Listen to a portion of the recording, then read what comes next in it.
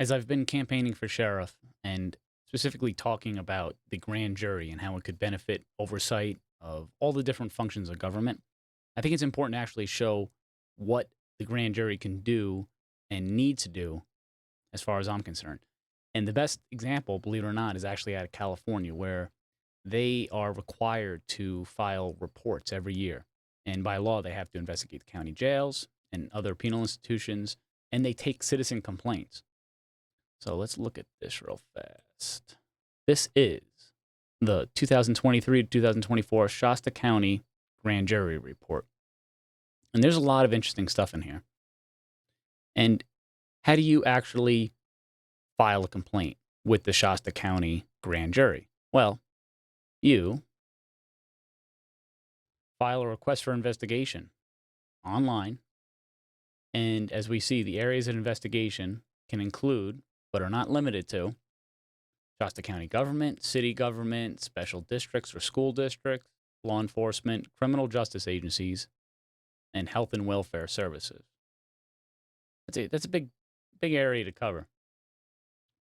But going into this report, what I find so interesting is how they don't hide who the grand jurors are, because they are public officials. So we have here the table of contents, and I'm not going to read all of this, but right here are the grand jurors, and their names are right here. The idea that the grand jurors are some secretive body of individuals who they cannot be contacted because it would ruin the whole scheme of what they're supposed to be doing is just stupid. Their whole purpose is to be investigating citizen complaints. And right here we have their activities.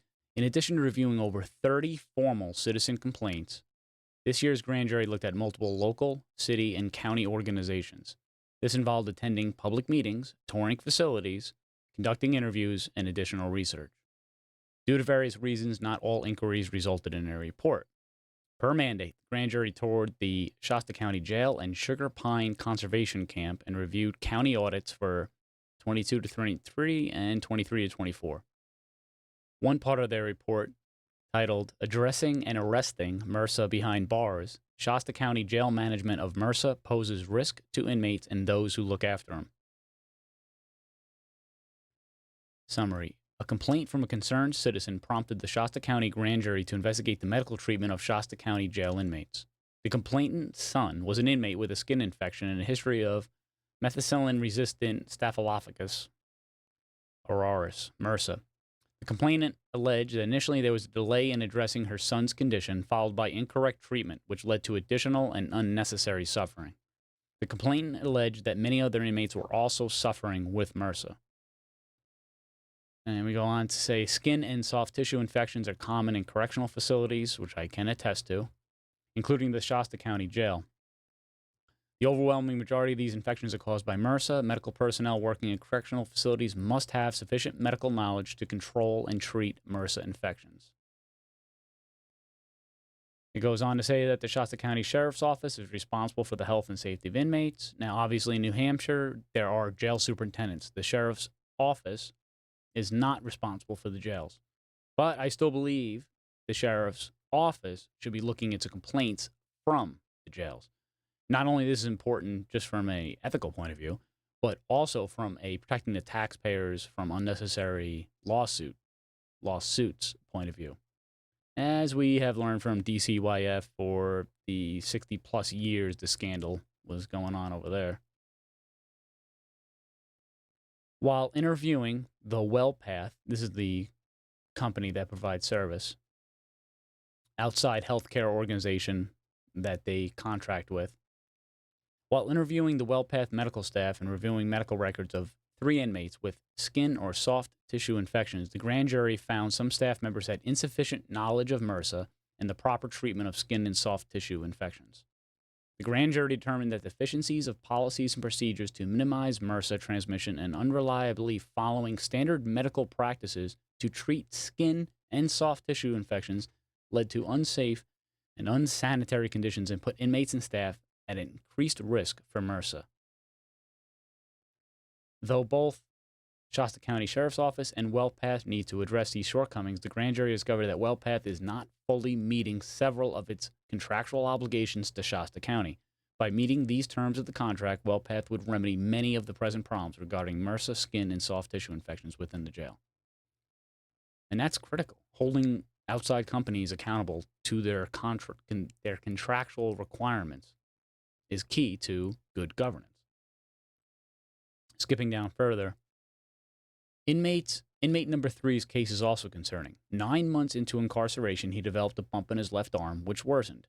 This history is a standard presentation of an abscess. He reported to medical staff using the iPad available to inmates in the common area of the cell block. It took 3 days for medical staff to see the inmate. The nurse documented, quote, a painful red pustule that is warm to touch on forearm, end quote. Medical staff prescribed Bactrim, but did not open the wound for drainage.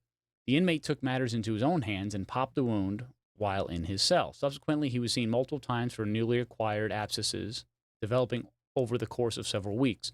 The staff prescribed more antibiotics and performed dressing changes, but never performed the standard accepted practice of incision and drainage, and did not explain in the medical records why they were not performing the procedure.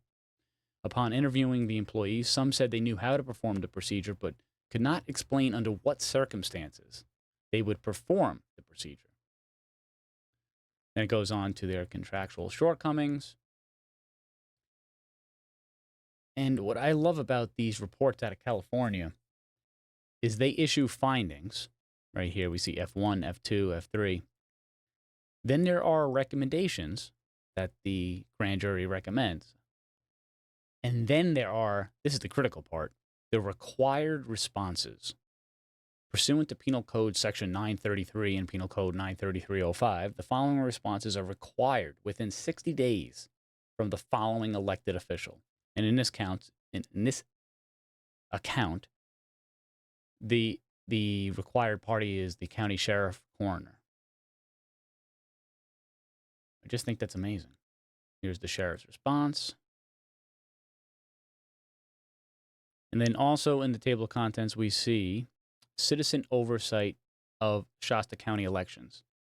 That is such a critical thing, is having the average person able to ask questions, file complaints, to determine if the elections are being conducted correctly. And in this situation, as we'll see, they claim that they were, according to California law.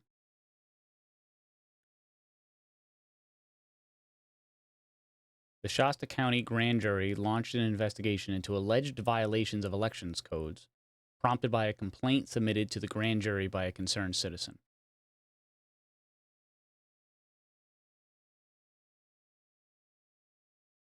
And that was eventually dismissed. But they did a site visit, and they interviewed 2 Shasta County election officials. And the grand jury reached out to speak with the complainant, but the complainant did not respond. So, not really sure what happened there. But still, the idea that you can contact your public officials, the grand jurors, and have them look into complaints is so critical to accountable government that we need to do that here ASAP.